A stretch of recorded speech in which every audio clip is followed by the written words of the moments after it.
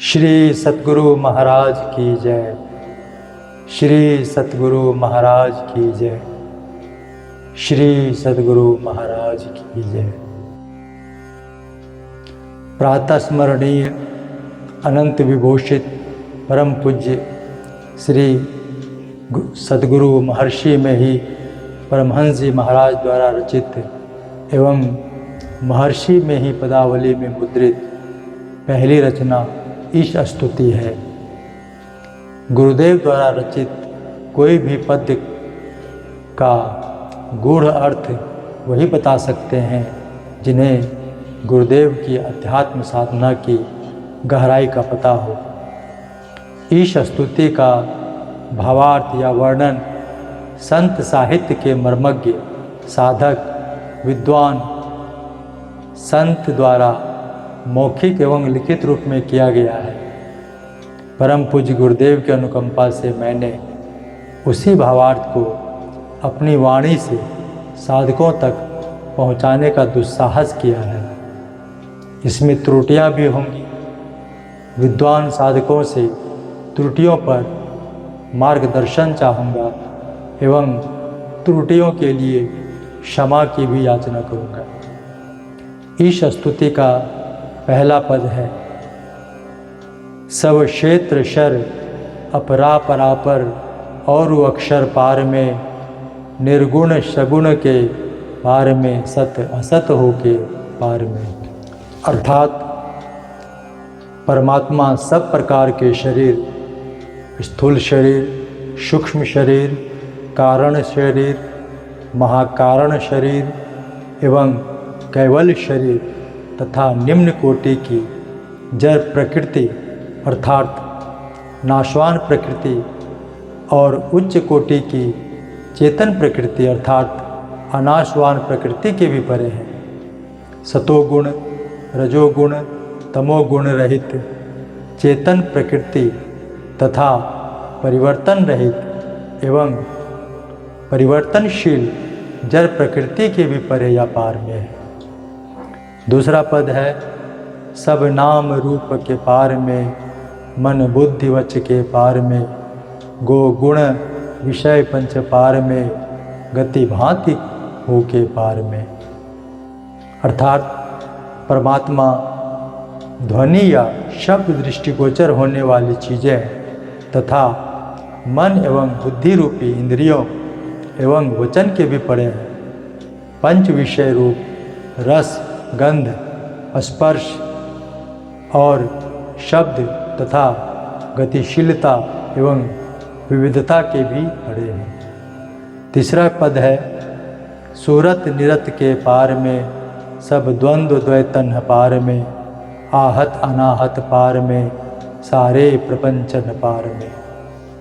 अर्थात परमात्मा चेतन वृत्ति जिसे सुधि या ध्यान कहते हैं, तल्लीनता तथा सभी प्रकार के प्रतिद्वंद्विता एवं अलग अलग भावों में दृश्यमान के भी परे है। इसका अस्तित्व आंतरिक अनहद ध्वनि एवं ध्वन्यात्मक आदि शब्द के पार तथा संपूर्ण सृष्टियों के परे है। चौथा पद है, सापेक्षता के पार में, त्रिपुटी कुटी के पार में, सब कर्म काल के पार में, सारे जंजालन पार में। अर्थात परमपिता परमात्मा अस्तित्व के लिए निर्भर होने की स्थिति एवं त्रिपुटी अर्थात भक्ति भक्त भगवंत या ब्रह्म जीव जगत तथा स्थान के भी परे हैं। ईश्वर सभी प्रकार के कर्म यथा विधि कर्म, निषिद्ध कर्म, क्रियामान कर्म, संचित कर्म, प्रारब्ध कर्म एवं तीनों काल अर्थात भूतकाल, वर्तमान काल एवं भविष्यत काल तथा सभी प्रकार के उलझन से परे है। पांचवा पद है, अद्वय अनामय अमल अति आधेयता गुण पार में, सत्ता स्वरूप अपार सर्वाधार में तो पार में। अर्थात परमात्मा भाव एवं अभाव से रहित ज्ञान, रोग एवं विकार रहित तथा अत्यंत विशुद्ध परमात्मा आधेयता गुण के भी परे है। ईश्वर स्थितिवान पदार्थ एवं सीमा रहित तथा सबके आधार द्वैतता के परे है। छठा पद है पुण्योम सोहम पार में अरु सच्चिदानंद पार में है अनंत व्यापक व्याप्य जो पुण्य व्याप्य व्यापक पार में। अर्थात पुनः परमात्मा आदि शब्द परमात्म ध्वनि एवं चेतन प्रकृति में व्याप्त परमात्मा अंश से भी परे है। परमात्मा व्यापक है क्योंकि वे समस्त प्रकृति मंडल में फैले हुए हैं तथा वे व्याप्य इसीलिए हैं कि समस्त प्रकृति मंडल उन्हीं के अंदर है।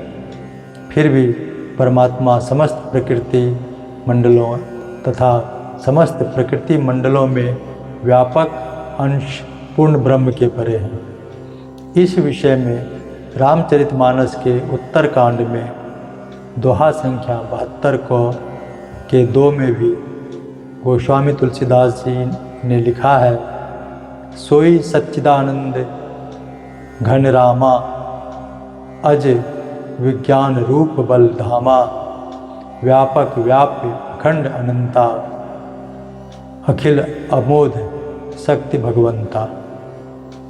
7वां पद है हिरण्य गर्भ हूँ खर्व जासों जो है शांतन पार में षड्वेश हैं अखिलेश हैं विश्वेश हैं सब पार में। अर्थात परमात्मा समष्टि प्राण या ब्रह्मा भी जिनसे छोटा है, जो असीम पदार्थों के पार में है, वे सबके परमात्मा व समस्त जड़ चेतन जगत के ईश्वर व शासक और विश्व के ईश्वर सभी के परे हैं। अंतिम पद है सत शब्द धर कर चल मिलन आवरण सारे पार में सदगुरु करुण कर तर ठहर धर में ही जावे पार में। अर्थात महर्षि में ही परमहंस जी महाराज कहते हैं कि आदि शब्द को पकड़कर सभी आवरणों के पार में उस परमात्मा से मिलने के लिए चलिए। साधक को सतगुरु के दयामय हाथ पकड़कर अर्थात उनके अनुभवों से ज्ञान प्राप्ति करके सारे आवरणों के पार जाकर मोक्ष प्राप्ति का जतन करना चाहिए। श्री सद्गुरु महाराज की जय।